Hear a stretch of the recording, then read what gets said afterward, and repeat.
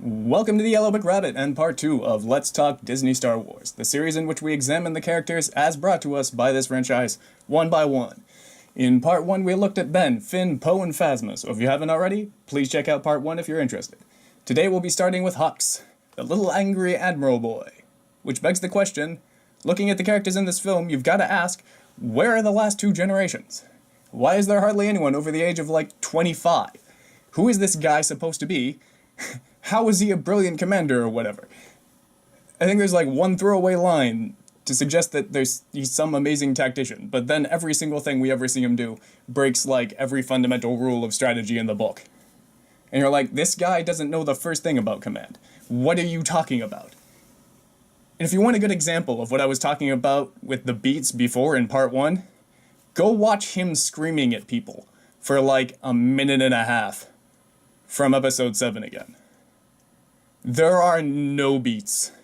It is one consistent yelling mess. And it means you lose any context of what he's actually saying. And all you get from the scene is that this guy is really angry. This fierce machine which you have built, upon which we stand, will bring an end to the Senate, to their cherished fleet.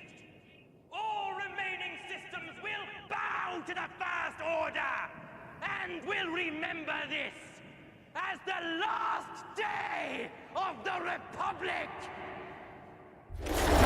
I'm not going to talk about Snoke, basically. Snoke is a JJ question mark. And I promised myself I wasn't going to go into a giant rant about JJ's question marks. That's a topic for another time, because it's foolish. He somehow thinks that he developed something fantastic for film and TV when all he did was stop using 2/3 of a story. What if we just put the middle in there?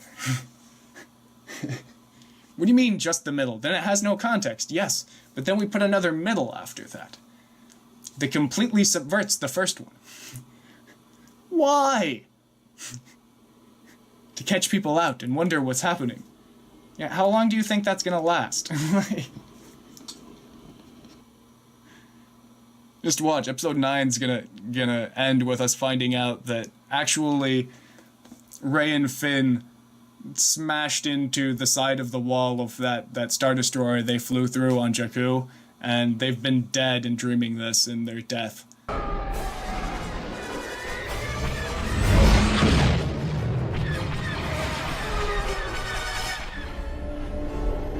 Are we really doing this?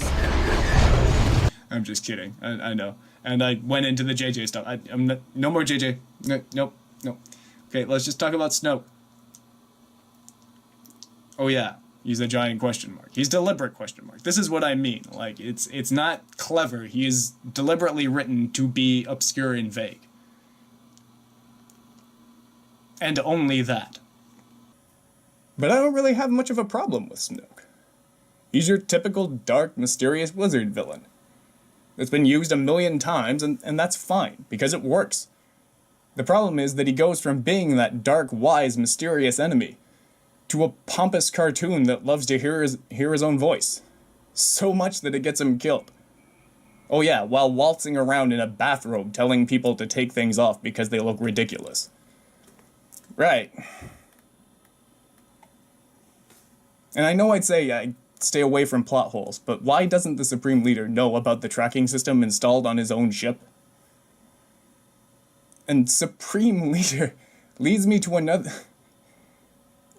What is with the absurd reduction? What is Supreme Leader? What?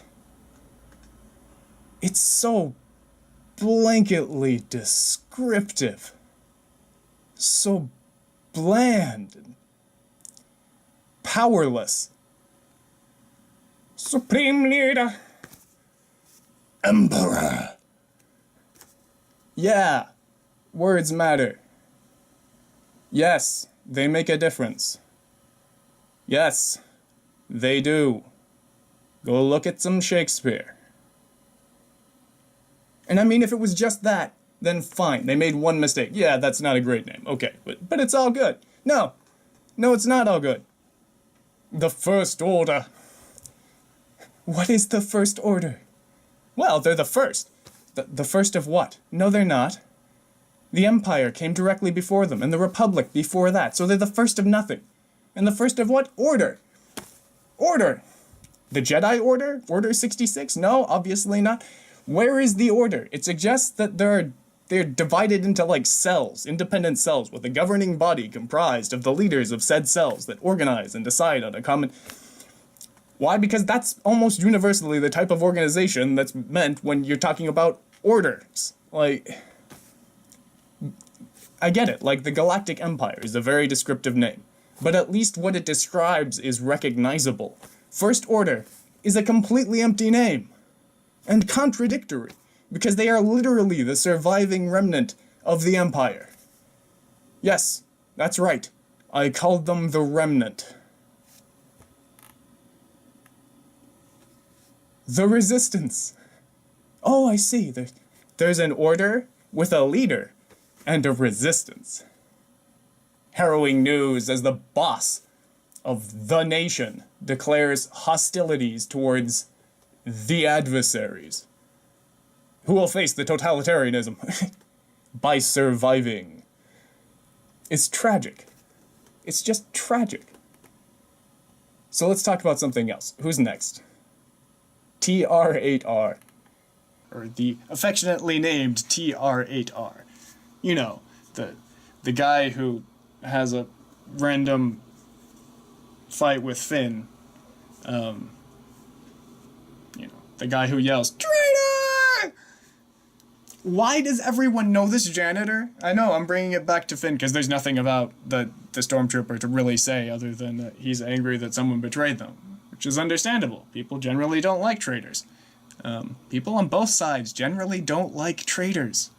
This is something that they really don't show either. They're like, oh, Finn, yeah, he's a traitor of them, and he's here, and obviously suspicious, and everything that he does, every single second that we see him. But we just let him hang out on the bridge and walk through, and no suspicion, no. This low position, then why do random people just know him? Like, oh yeah, no, that's the janitor that betrayed us. Like, I know him by his face, even though we wear helmets that hide our face like 90% of the time. Like, it's like, yeah, but they would be in the same barracks. Or you're like, yeah, exactly. He just happens to see the guy who was in the barracks with him, and doesn't barracks with other people who are on the same station as him, like a unit or anything, like a military might do. That doesn't work, apparently. Like, it makes no sense, and it's every single character. It's sad. The last thing to say before we get into the other movies, basically, or the characters that come up in the next few movies, is where are the aliens? Where are all the races? Every single person in these movies is human. Where is the universe? There is hardly even a mention of other peoples. Much less there being there. Even in the scene where the Republic planets are obliterated by the First Order's superweapon, there's one alien. One! Do you remember what the Republic looked like in the prequels? There's one alien in the new one, apparently. At least that we get to see, that we get a reference of in any way whatsoever. It's tragic. All of these characters are terrible. They are terribly developed, they make no sense, and they're not good people. There are no people to root for here. Who am I supposed to root for? The angry teen? The cowardly, traitorous, lying quitter? The drone of a stormtrooper commander? The little boy who's angry and in command for some reason because everyone older than 30 is apparently dead or disheveled like Han, Leia, and Luke? And we'll get to Luke and Rey in a minute. I know I'm leaving Rey. I'm kind of leaving her to a point because something, yeah, we'll get to it in a second. So, let's move on to Ep 8. And I know I sound ridiculously annoyed because I am. It was ridiculous. I'm sick of people defending these terribly written characters. They're all repulsive. No one is likable. Let's talk about Rose. I really don't want to talk about Rose. People have, moaned about Rose to death, but I'm doing a list, and so here goes a little bit about Rose. I'm not even going to go that in depth because everyone has a problem with Rose. We've seen the problems with Rose, but what is she? Is she a mechanic? Is she an engineer? Is she a guard? Is she just there because her sister was a skilled pilot, and so they took her along out of pity, because they needed the pilot? She wouldn't go without this hang along, because that's what she does in the movie. She just basically hangs along and makes things harder. Amazingly, Rose is one of the few characters that has beats. It's just the same beat over and over and over again. She goes from amazed wonder to disappointed and then tells a sad story. It's the scene where she meets Finn. It's where she sees space horses. It's where she sees twice. She does the same thing with space horses twice. She sees space horses, is in a maze, and then is appalled at the way that they're treated, like on the balcony, and then again in the stables. She sure does destroy a lot of things she hates, and does nothing to save the people she sympathizes with on Canto Bight. I know that, despite a certain line. If you're defending Canto Bight, just go away. There is no defending Vegas Casino in the middle of Star Wars that is obviously just a Vegas casino with ridiculous little troll monsters that are greedy and stuffing coins in slots, and it's just so cartoonish.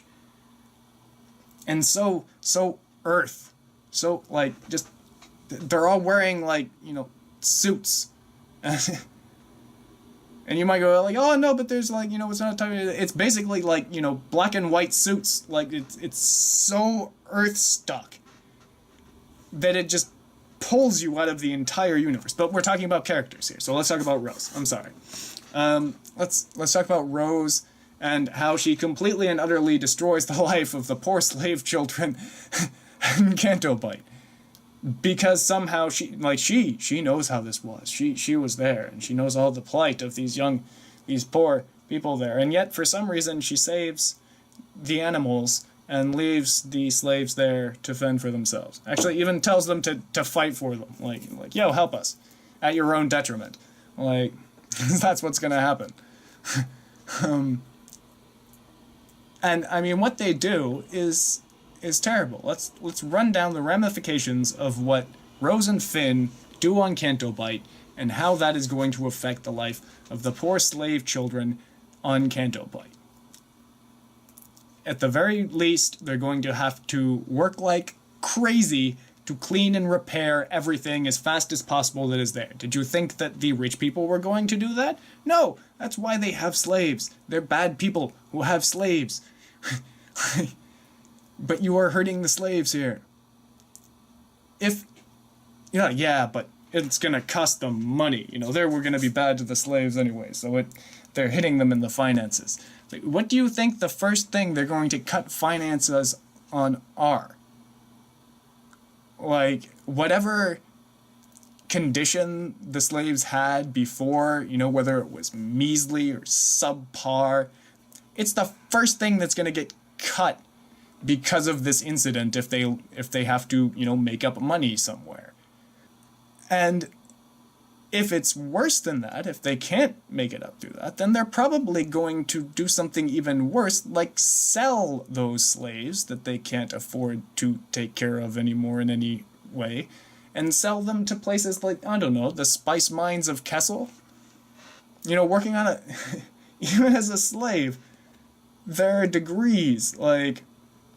I would rather be, stuck working in a animal pit than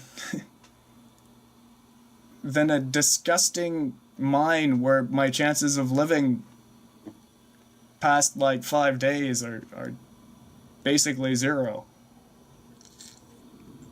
And I mean, maybe for the animals, those poor animals are going to be rounded up in like an hour. And maybe hurt in the process. This I have heard before from someone else. I can't remember who it was, but yeah. They're right. This is completely correct. I think it even says like that Canto Bight is like a coastal like town, like so the animals have nowhere to go. Are the animals even native to this planet? Or were they imported by the rich people who set up a casino for this specific thing? Like, can they even live out there? But I mean, this is kind of the rash, emotional outpour of things that is Rose. Rose is nothing more than like an emotional release. She's just forces everything to go whatever way she feels, and it's it's a mess, because that's what happens when you do that. You do irrational things for irrational reasons, and that is Rose. Let's not even get into, the end bit with Finn, because there we go. Oh, you irrational Rose. That's it for part 2, everybody. Thank you for stopping by, and I hope you'll return for part 3 of Let's Talk Disney Star Wars next time we go down the rabbit hole.